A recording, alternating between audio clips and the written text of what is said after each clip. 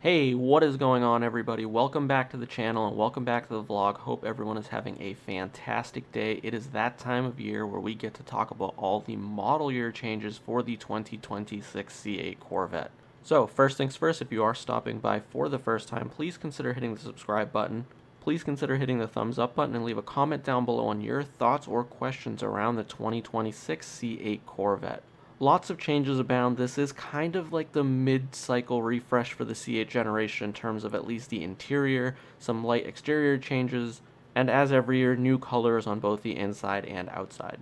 And this is all information directly from General Motors. There is a few things that I have gleaned from their press releases that have not been talked about, circulated, or part of the official press release, but something that the keen eye of a Corvette enthusiast does pick up, which I'm sure many of you will see in some of the footage that I share. So without wasting any more time, let's dive into today's video. We have a major interior refresh. That's the biggest takeaway for the 2026 C8 Corvette. We have an updated driver-centric cockpit, which includes a 12.7-inch diagonal center console display, a 14-inch driver information system, and a 6.6-inch digital touchscreen to the left of the steering wheel.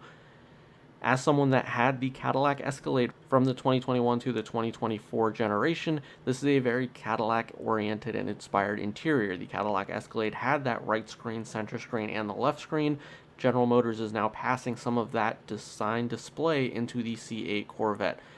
I almost kind of wish they went with the full pillar-to-pillar display like the 2025 Escalade. Would have been a very cool take on a performance car, but again, this is more driver and performance-oriented, and this is what we're getting.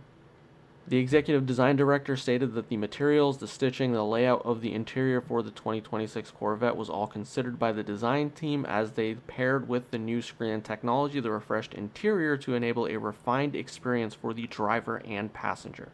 And as you can see from the videos and images, it is a much more refined and elegant interior. Again, I'm a huge fan of some of these changes that they've made.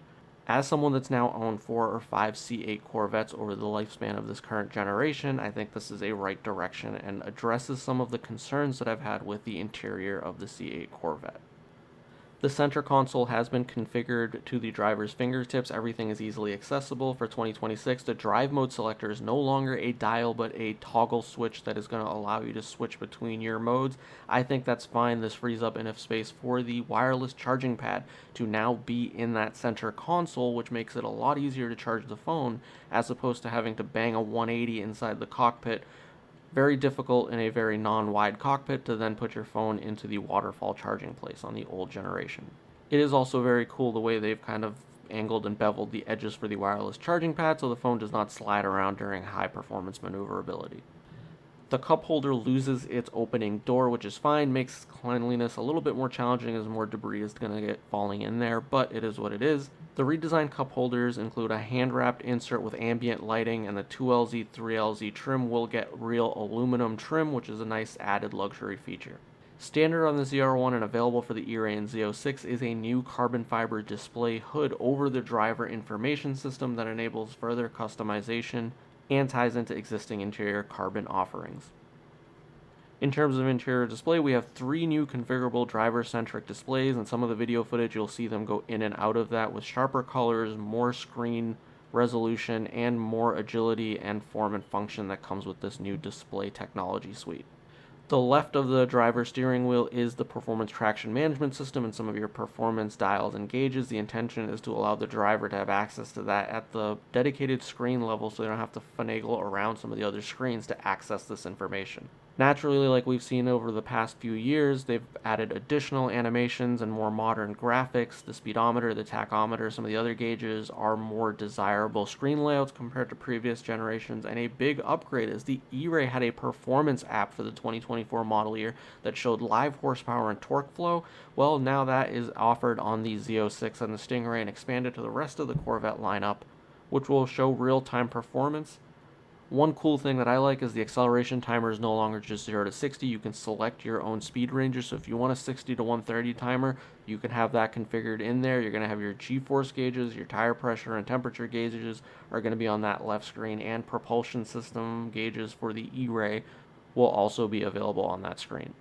The PDR system sees a major upgrade. You're going to have real-time data logging inside of the PDR recording, as well as ability for high-definition video of every drive session. Drivers are empowered to analyze the performance data with the PDR.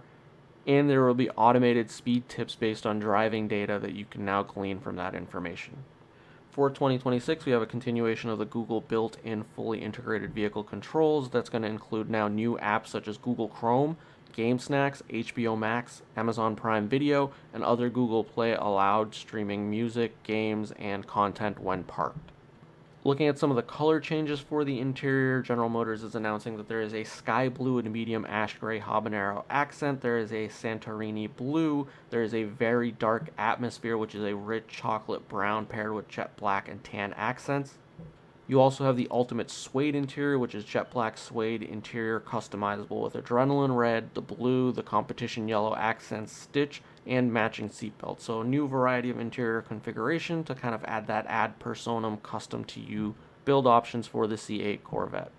Big thing to note here that's not in the press release is the E-Ray that they have in the video actually has a 3-post lift in it, which I have not heard any rumors about, I have not seen any renders of, but they actually provide it in their video. And here's a quick screen grab for all the viewers of today's video of a 3-post wing on the E-Ray. Whether this comes to production, whether this is just a prototype, your guess is as good as mine, but right now we do have some images of a 3-post wing, which I'm a huge fan of. I like this option. It's better than the low duckbill.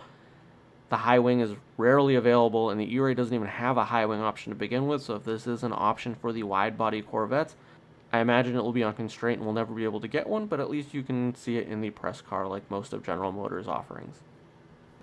Additional highlights for this press release: Performance Traction Management now has a new mode called PTM Pro. PTM Pro turns off electronic stability control and traction control while leaving ABS and certain E-Ray specific front axle controls active, minimizing vehicle intervention for drivers who want maximum control. So disable a lot of the electronics and leave it in the hands of the driver to control the car. For 2026 ZR1, the ZTK Performance Package will feature an all-new brake package with 10 piston fronts and 6 piston rears and carbon ceramics discs, all of which are larger than anything ever fitted on a production Corvette. My personal favorite takeaway from this press release, however, is the electrochromatic roof, which customers can now have to change the tint level of their Targa roof glass at the press of a button between full, medium, and low. This is something that McLaren has offered in some of their vehicles between the 750, 720, and the McLaren GT and GTSs. I've experienced this firsthand. It's actually one of the coolest things, I think, in a Targa top or a modern sports car, and it is nice for General Motors to include this. No detail on pricing, but that stuff will come out later in the summer when the ordering guide and pricing becomes available. For all you E-Ray enthusiasts, the Charge Plus buttons have been moved to the steering wheel. Small but slight upgrade. They were an afterthought on the right side of the driver leg area. Having moved those to the steering wheel, I think is a much more ergonomic and easily accessible location. You also have asymmetrical exterior center stripes available in red and carbon flash. Body color rockers are now standard on the E-Ray and available for the Z06. Also for 2026, we saw the ZR1 debut with those really cool blue calipers. If you want the blue brake calipers for the ZR1, they are now available options on the E-Ray and the Z06. Some repetitive information I've already covered on my channel: the Roswell Green Metallic. Some people have pronounced it Roselle, so correct me if I'm wrong in the comment sections, but also Blade Silver's making a comeback, things I've already shared on the channel, so check out those videos for more details. And I know I've blazed through a lot of the details, but I wanted to get as much of that info out there in a quick, concise manner. That's kind of like what I like to do on my channel.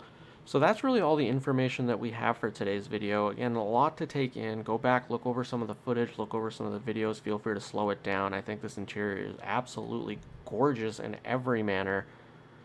A lot of the right upgrades have been made. I do love the interior of the C8 Corvette. The wall of buttons is now gone, but I think what it's replaced with is a much more driver-focused and ergonomic and more enjoyable interior that allows you more flexibility.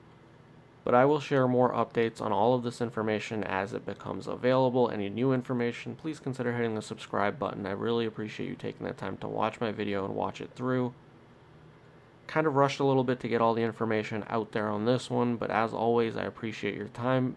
Until the very next video, I look forward to seeing all of you in the comment section below.